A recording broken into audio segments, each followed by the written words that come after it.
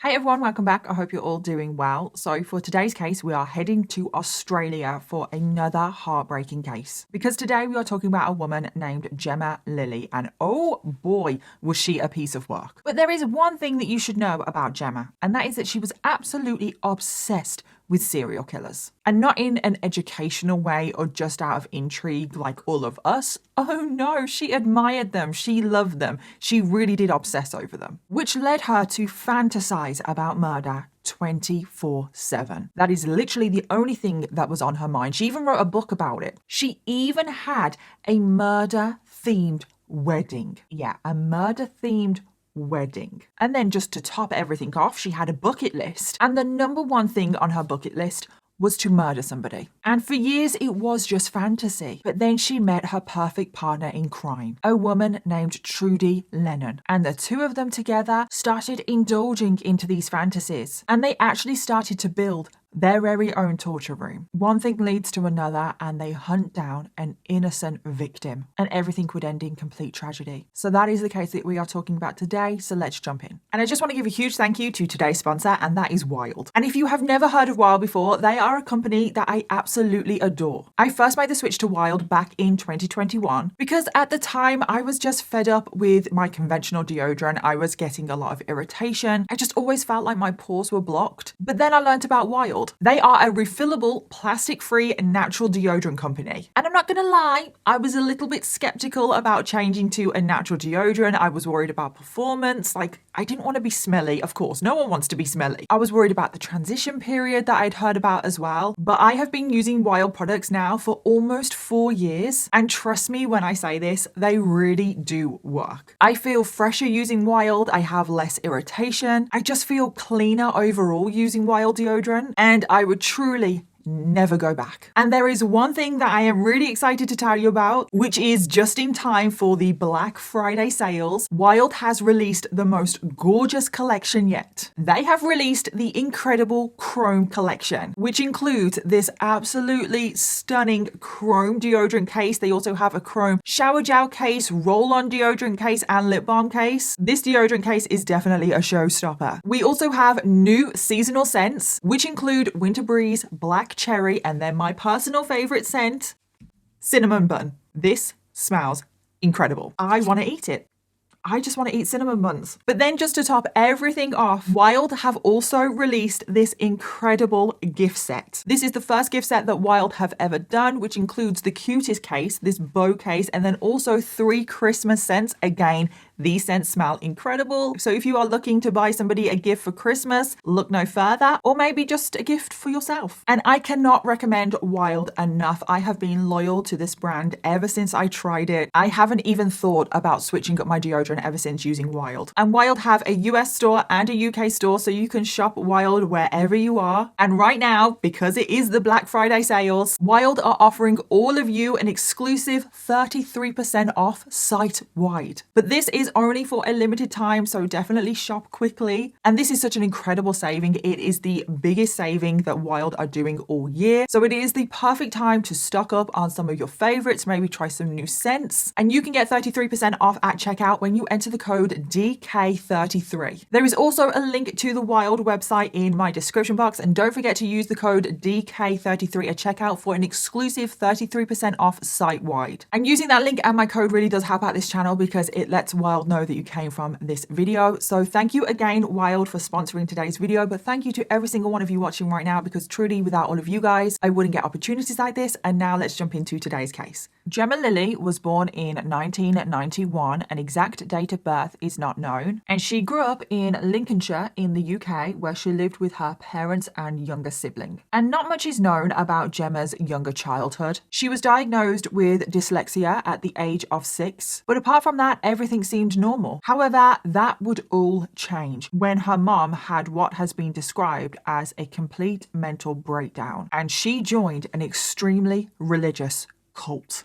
Yep, her mom joined a cult. Now, we don't know too much about this cult. We don't know why Gemma's mom even joined the cult in the first place. All we know is that after Gemma's mom joined this cult, Gemma's mom became a monster. She became a living nightmare because she became completely brainwashed by this cult. And when she was a part of this cult, she was forced to give up all of her possessions, all of her money. And this cult also taught their followers that they should abuse their own children. So that's what Gemma's mom did. She would come home from her little cult meetings and she would abuse her children. So Gemma was abused. She was beaten, she was kicked, punched. She had things thrown at her. Gemma and her sibling were also locked in their bedrooms for hours. They were left to soil themselves. Sometimes they had to go without food. Like, I cannot even tell you how much of a monster Gemma's mom became. Now, you're probably thinking, okay, what about the dad? Because there is two parents in this house. Well, the dad, Richard, was also a victim of abuse. The children weren't the only ones being abused in that house. And the dad, Richard, he tried everything in his power to make his wife change, because it was just a sudden change. She joined this cult.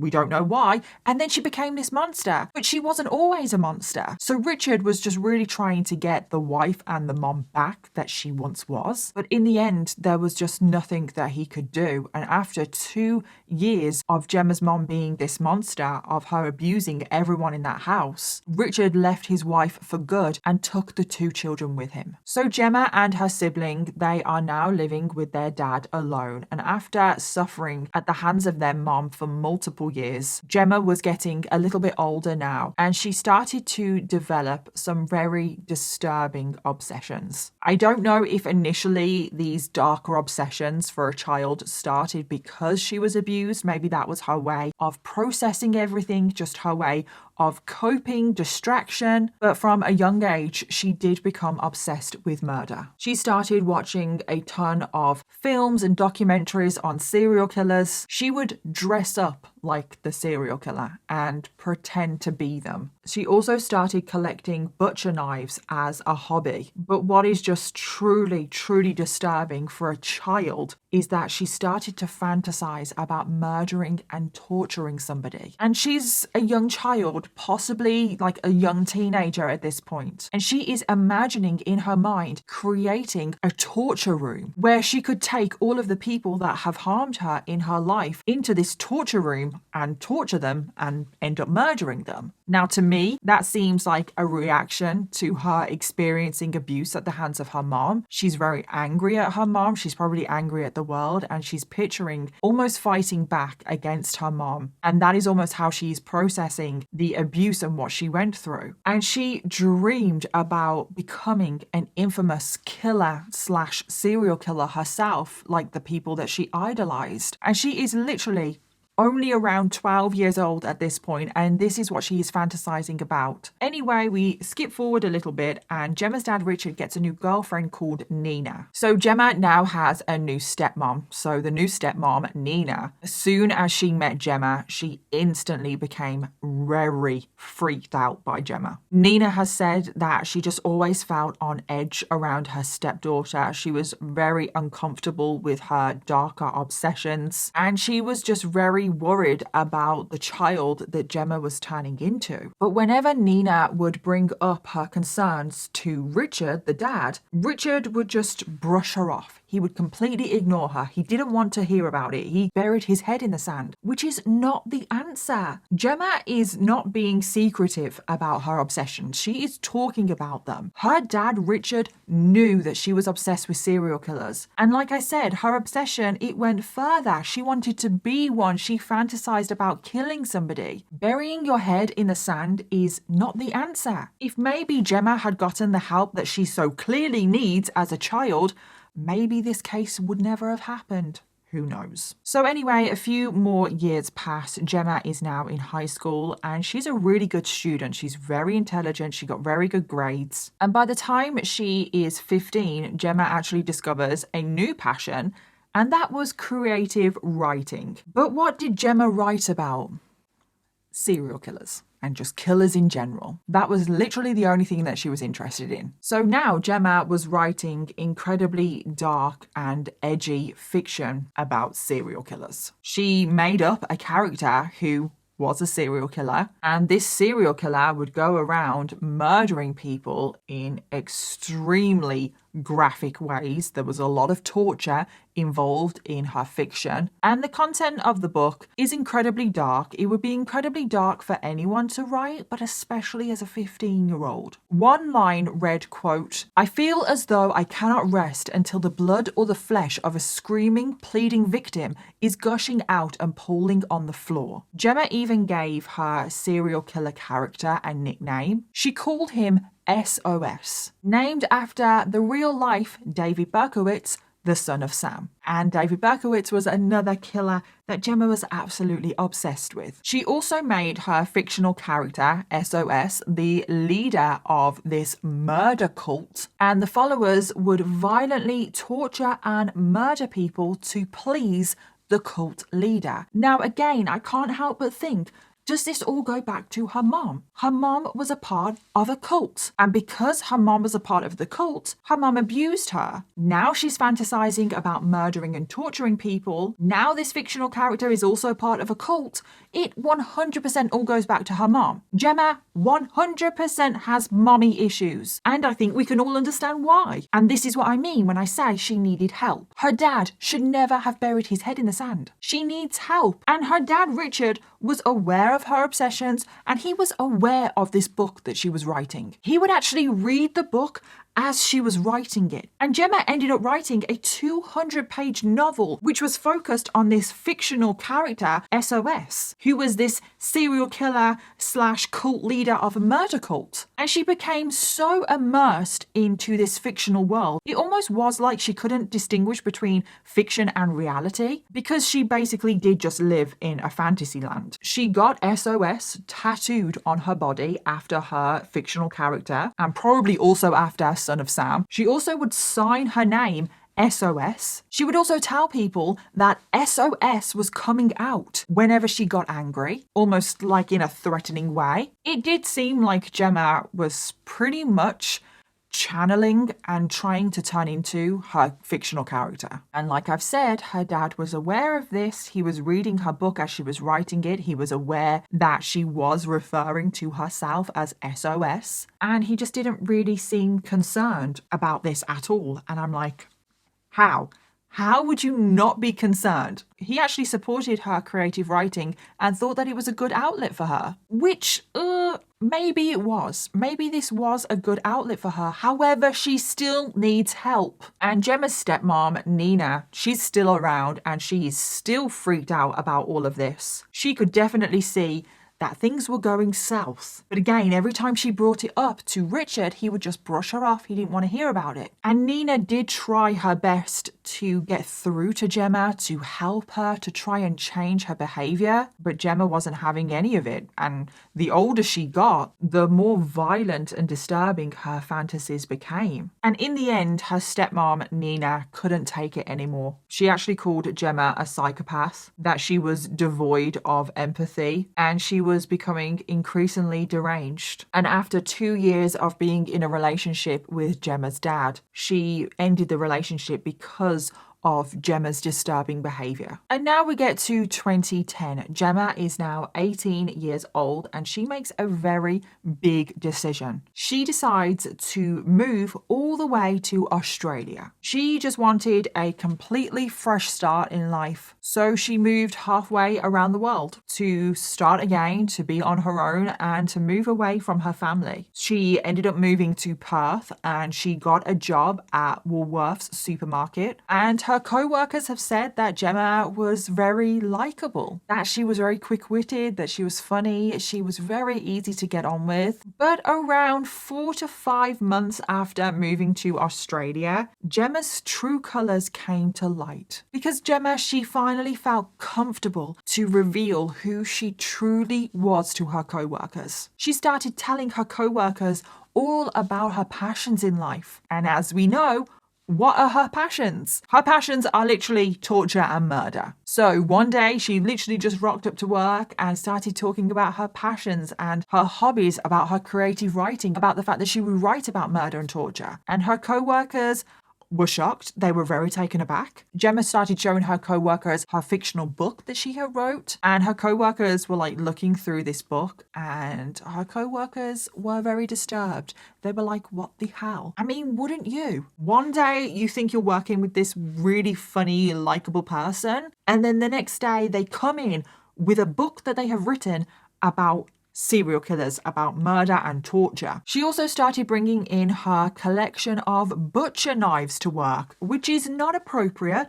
Why was she not reprimanded for that? And she started showing her co-workers how sharp these knives were by shaving off the hairs off her arms. Again, like, why is she allowed to do this? She also continued to promote her book Playzone at this point. She created a Facebook page for the book, would use this to post snippets of her writing. In fact, she actually did go on to publish her book. She published her book under the pen name Sin Demon, and you can actually still find this book on Amazon to this very day. And I couldn't believe it. When I found this book on Amazon, I was like, are you being serious? Why is it still up? Do people not know what she has done? Like, why is it still available to buy? It is baffling. She also became a guest writer for the Serial Killer magazine. She wrote articles about the notorious Australian killers Eric Edgar Cook and Martin Bryant. And again, you can still see her articles online.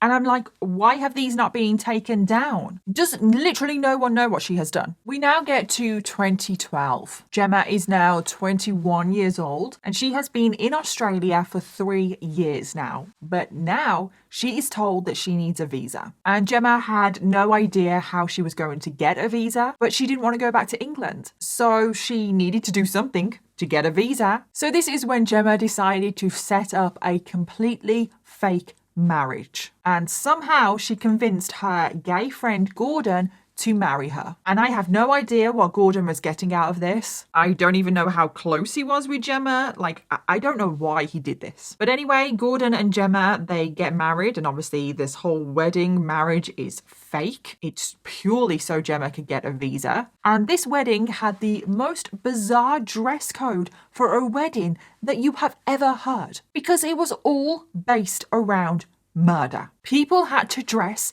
as infamous killers or fictional murderers. So Gemma, for example, she dressed as the TV serial killer Dexter. Her dad, Richard, flew out for the wedding and he dressed up as Freddy Krueger. She also gave her new fake husband, Gordon, a nickname of John Wayne Gacy, because apparently he looked like John Wayne Gacy. And there's part of me that thinks, okay, is that why Gemma wanted to marry Gordon? Because she's obsessed with serial killers and Gordon apparently looks like John Wayne Gacy?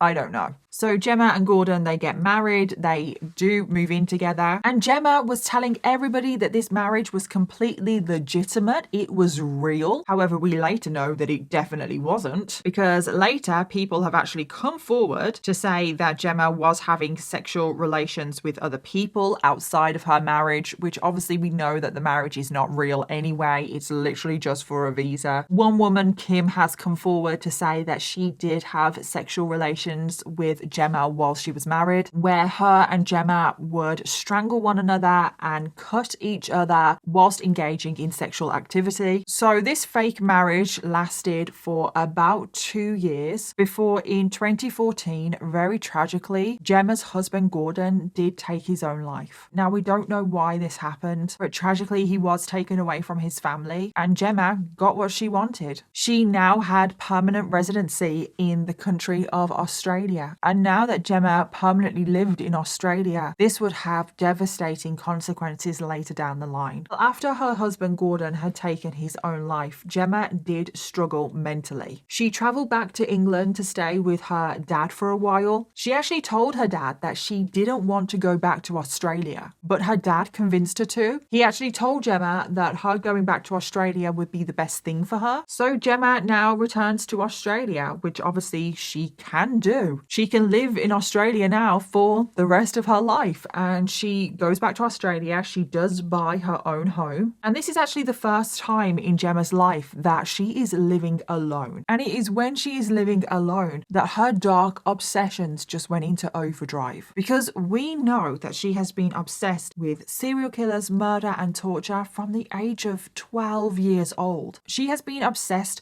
with these darker topics for a very, very long time. She now fully immerses herself into this world, this darker world, but also the fantasy world that she has created in her book. It was just constantly on her mind. She could not stop thinking about it. And it is now the first time in Gemma's life where she actually seriously considers the idea that she actually wants to kill somebody herself. Because even though she has been obsessed with murder and torture, it has just been an obsession, a passion, a fantasy. It wasn't reality, but now she actually wanted to murder somebody just for her own fun and entertainment. And obviously in her creative writing, she always wrote about harming the people that had harmed her, i.e. her mom. However, that is not what Gemma was fantasizing about anymore. She just wanted to kill somebody. Anybody. It wasn't about revenge. It wasn't because she was angry at the world. She just wanted to do it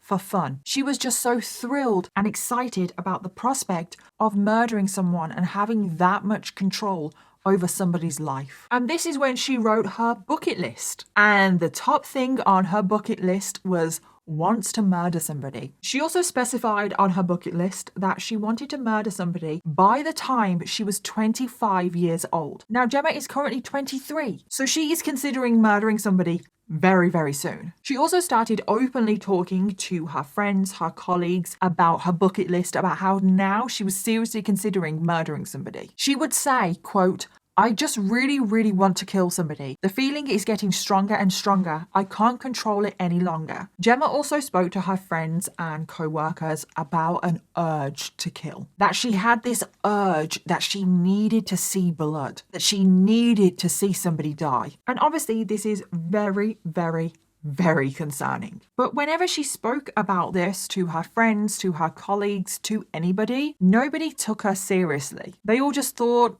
okay, this is clearly her fictional creative writing. Clearly she's joking. So Gemma just continued to talk about murder and nobody reported her. No one was really concerned. People just kind of thought that she was a bit weird and probably avoided her. So now we get to early 2016. Gemma is now 24 years old. So she is fast approaching her 25th birthday and we know that she wants to murder somebody by the time she is 25 years old. But this is where we get to something significant happening in today's case, because Gemma meets a woman called Trudy Lennon. Now, Trudy was 42 years old. She was a single mom of 3, and she lived in Perth, Australia, which is where Gemma lived. Now, Trudy was massively into BDSM. She was a part of the BDSM community, and she was always going to meetups and events. She was a submissive and she would go by the name Corvina. And she had tattoos of the names of her ex-dominant partners, which was her brandings. And in early 2016, Trudy was going through a bit of a rough patch in her life. Her partner had just left her after their engagement had ended. She was also struggling financially and she couldn't keep up with the rent payments and she was worried about somewhere to live with her children. And it was pretty much at this exact moment when Trudy met Gemma for the very first time. Trudy got introduced to Gemma through a friend of a friend and pretty much straight away they hit it off. They started meeting up all of the time, going out together. They began flirting. Trudy started to learn about Gemma's sexual preferences. Gemma started learning about Trudy's sexual preferences. And it wasn't long until they entered into a dominant submissive relationship. Gemma was the dominant half of the relationship. She went by the nickname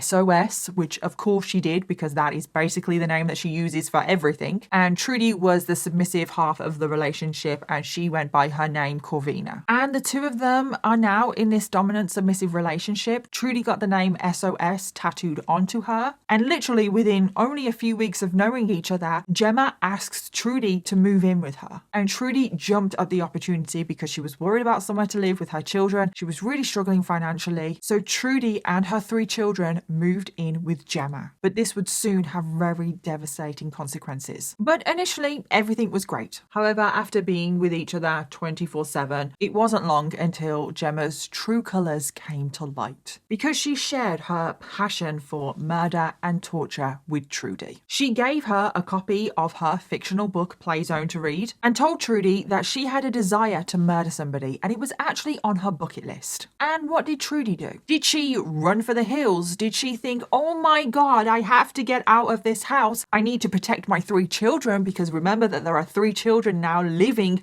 with Gemma. Did she think, oh my God, I need to get my children out of this house. I need to get out of this house from this person that has expressed wanting to murder somebody? Well, no, that was not what Trudy did. Instead, Trudy started to dive into this obsession herself, because apparently she wanted to please Gemma as her submissive. So Trudy started entertaining all of Gemma's murder obsessions. They played all sorts of sexual role-play games where Gemma would pretend to murder Trudy, and Gemma was almost acting out all of her violent fantasies, and I really wish that it could have just stayed there, like stayed in the fantasy world. They also decorated their house with all sorts of horror decorations. For example, they had a Chucky doll, a Jigsaw doll, which, no offense if anyone likes horror movies, but having the Jigsaw doll in your home, wow, you are brave. That scares me. They also named their house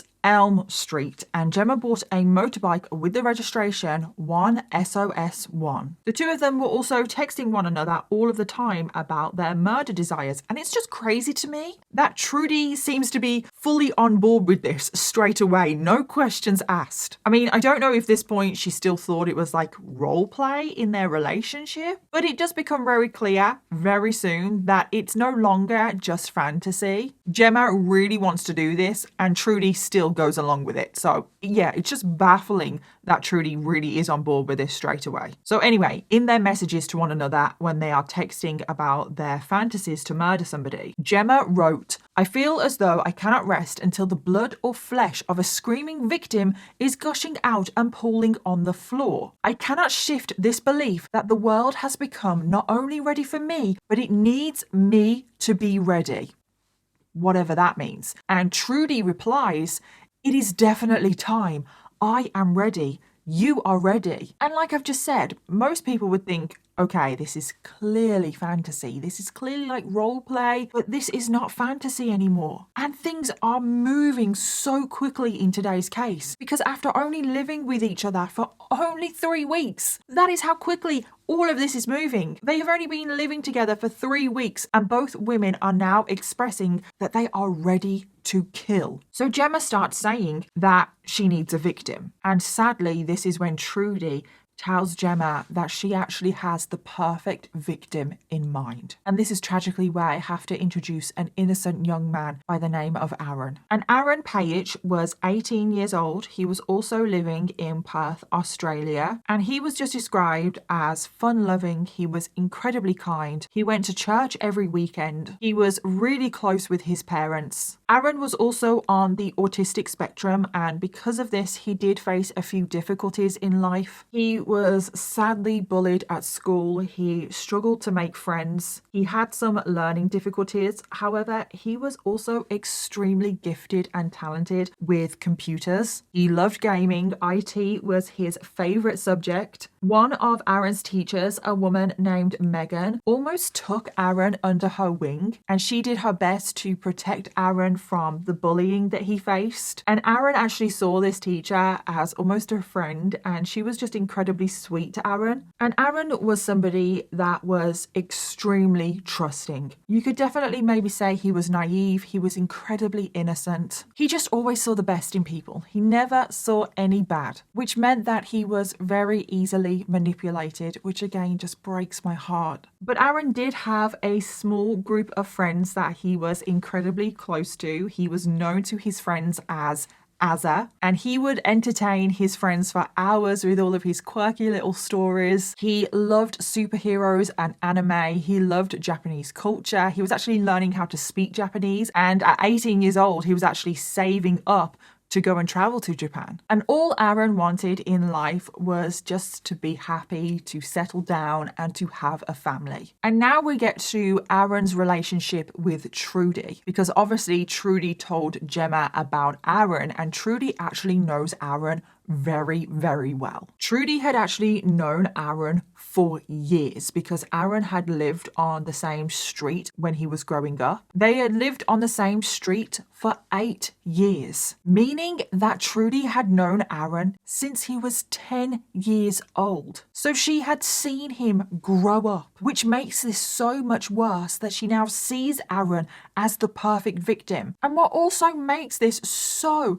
sickening is that Trudy has a 14-year-old son who was really good friends with Aaron. So again, that is so sick and twisted that Trudy, who has known Aaron since he was 10 years old, and Aaron is friends with her own son, she now thinks that he is the perfect victim. Aaron was basically a family friend. That is how close he was to the family. But tragically, he had no idea who Trudy truly was down to her core. So once Trudy told Gemma about Aaron, about the fact that she thought that he would be the perfect victim, Gemma couldn't get murder out of her mind. She kept writing about murder more and more. She was adding more chapters into her fictional story play zone. She also wrote down a whole list of different torture methods that she planned to carry out on her victim. She put everything down in alphabetical order. The handwritten list included branding, castration, bone breaking, and flagellation.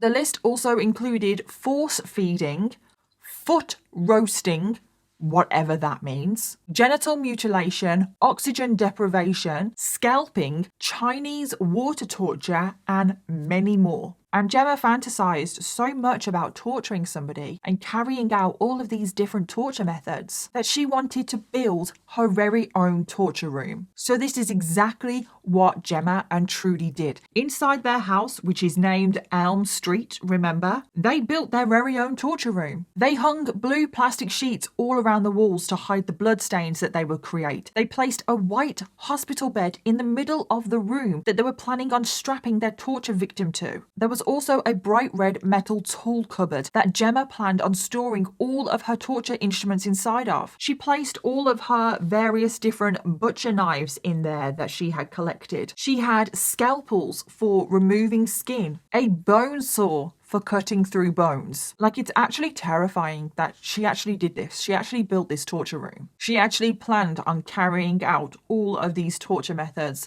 on an innocent victim. Gemma and Trudy also started making a load of visits to DIY stores to pick up various different other equipment and instruments for the murder and torture. And this was all caught on CCTV. And it's just chilling when you see this footage that you know what they're buying all of this stuff for. They also purchased bleach for cleaning up the crime scene, a circular saw, and cement to bury body parts. They even bought a massive plastic barrel along with 100 litres of hydrochloric acid, which was enough to dissolve a human body. I just can't believe that this is real. You know, sometimes I'm just like, what the actual hell? This is real. This is not fictional. And just to be sure that the acid would work, they bought a large piece of meat from the butcher's beforehand and dissolved the meat completely in the acid. So once this torture room was built and everything was done, all of the equipment and everything, Gemma's lust for murder went into overdrive. Gemma was talking about murder 24/7. She could not stop talking about Aaron, about the fact that he really was the perfect victim. They were messaging each other constantly about Aaron, about him being the perfect victim, about exactly what they were going to do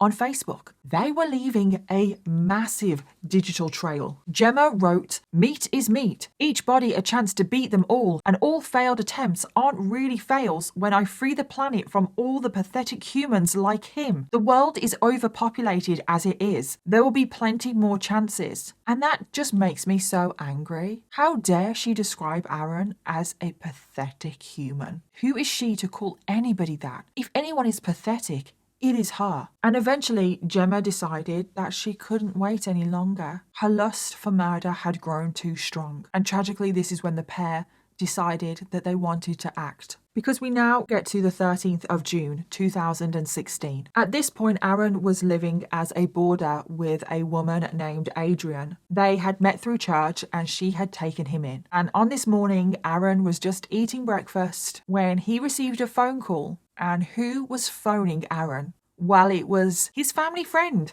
Trudy Lennon. And Trudy started telling Aaron that she needed someone to install gaming software on her son's computer. And because Aaron was so good with computers, she thought that Aaron would be the perfect person to do this. And also, Aaron was also friends with her son. So again, he was the perfect person to help her out. And remember, Aaron is incredibly trusting. He only ever sees the good in people. But also, why would he be suspicious of Trudy? Up until this point, there had never been any reason to be suspicious of Trudy. So of course, Aaron was going to say yes. Of course, he was going to help out a family friend, but also the mother of one of his friends. So Aaron agreed straight away and he started to make his way over to where Trudy lived. At around 10 a.m. that morning, Aaron arrives at a nearby shopping centre to meet Trudy. You can see him on CCTV holding an iPad. Aaron was then driven to Gemma's house by Trudy. He went inside the house. He was given a cup of coffee and then he sat down to get to work on the computer. But this is when Trudy goes to the back of the house. You can see this on security cameras. And when she makes her way back towards Aaron, this is when you see her pull out a large carving knife right there on the video footage. And sadly now everything would end in tragic circumstances. Because after Trudy returned to that room that Aaron was in, this is when Gemma pulled out a metal wire. She wrapped it around Aaron's neck and attempted to strangle him. And this came completely out of nowhere. Aaron was just sat there innocently trying to install software on a computer when this vicious attack launched. And when Aaron felt that metal wire around his neck, he fought back. He started biting Gemma's hands. He fought so hard that the metal wire snapped. And at this point, the murder wasn't going as planned. They hadn't planned for Aaron to fight back. So Trudy pinned Aaron to the floor. Gemma picked up the large carving knife and just began to stab Aaron over and over again. Aaron raised his hands. He was desperately fighting back. He suffered defensive wounds all over his hands. This wasn't quick at all. This was a very long, drawn-out attack. And sadly, after fighting for as long as he could, this is when Gemma managed to land 3 significant blows. She stabbed Aaron twice in the neck and once in the chest. And one of these wounds proved to be fatal. And tragically, this was the moment when 18-year-old Aaron Payich lost his life, which just breaks my heart. He was so innocent. He was so young. He just went over to a family friend's home to install software on a computer, and he was just murdered in cold blood. His life was taken away from him for absolutely no reason whatsoever. And after the murder, this is when Gemma and Trudy had realized that the murder didn't exactly go to plan, because obviously we know that Gemma had built and prepared this whole torture room. She planned to take a victim into this torture room and torture them using all of those different torture methods that she had been fantasizing about for so long. But that is not actually what happened. She had never planned for Aaron to fight back. Gemma wasn't expecting that. So Gemma had to murder him quick. And she actually had the audacity to be disappointed with the murder. Yeah, it's sickening, isn't it? She was annoyed and disappointed that she had murdered Aaron too quickly. She was also annoyed that the murder didn't live up to her sick fantasies. So Gemma and Trudy actually did move Aaron's body to the torture room, but they started panicking because now they have committed a murder. They now have a body that they need to get rid of before Trudy's 3 children return home from school. I just can't believe it. Yeah, it's very easy to forget that there are 3 children living inside of this house. And remember, one of these children, Trudy's 14-year-old son, was actually friends with Aaron. It is so messed up. So the original plan was to dissolve Aaron's body with all of that acid in the barrel, but they realized that they wouldn't have enough time to actually follow through with that before the children got home from school. But instead, they dug a shallow grave in the backyard and buried Aaron's body. So the children eventually returned home from school, and the 14-year-old boy said to his mom, what is going on? Like, why have you been digging in the backyard? And it's just so sickening that Aaron's body is there, buried in the backyard. And obviously it's covered in soil. You can't see his body. But the 14-year-old boy is asking about what has been happening in the backyard, not knowing that his friend is actually buried there. And then it just gets even more sick and twisted, because Trudy then asks her son if he would like to help them lay some slabs in the backyard. And this is just so messed up, because the 14-year-old son agreed to help his mom in the backyard do this little DIY project. So the 14-year-old son is laying slabs in the backyard, not knowing that he is laying these slabs over his friend's body. Why the hell would Trudy ask her son to do that? Why would she ask her son to help out in concealing a body of his friend? I'm sorry, she's disgusting. She's a sick and twisted monster. And Gemma and Trudy carried on doing this until they had completely covered the ground in red tiles and concrete. And after the cover-up was completed, this is when Gemma sent a text to Trudy which said, "I am seeing things I haven't seen before, feeling things I haven't felt before. It is incredibly empowering. Thank you." And Trudy simply replied to that message saying, "You are welcome.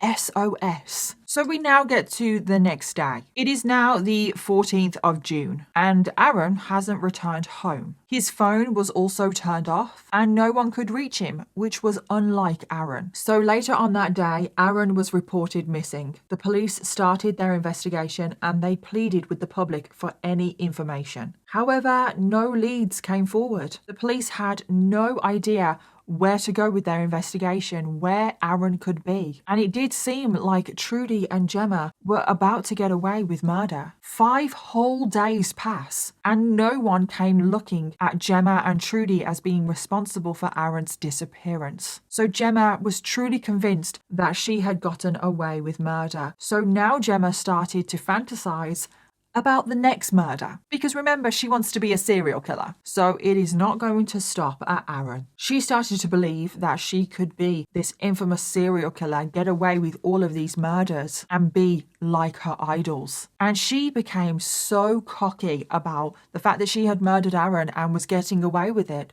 that she started to brag to her friends and co-workers about the murder, which just doesn't make sense. It's like, if you want to get away with the murder, why would you start bragging about it? She actually said to one of her co-workers that she had finally done it, meaning she had finally murdered somebody. And this co-worker was initially confused, but then Gemma went into excruciating detail to this co-worker about the murder. She told this co-worker all about murdering Aaron. That is how cocky she was. She believed that this co-worker would never go to the police, that she could trust this co-worker, but she could not have been more wrong. Gemma freaked out her co-worker so much, and her co-worker was so concerned that she was possibly telling the truth, that she had possibly murdered somebody, that Gemma's co-worker went straight to the police, which thank God, because who knows where this case could have gone, because Gemma was truly set out on becoming a serial killer. And thankfully, this would be the downfall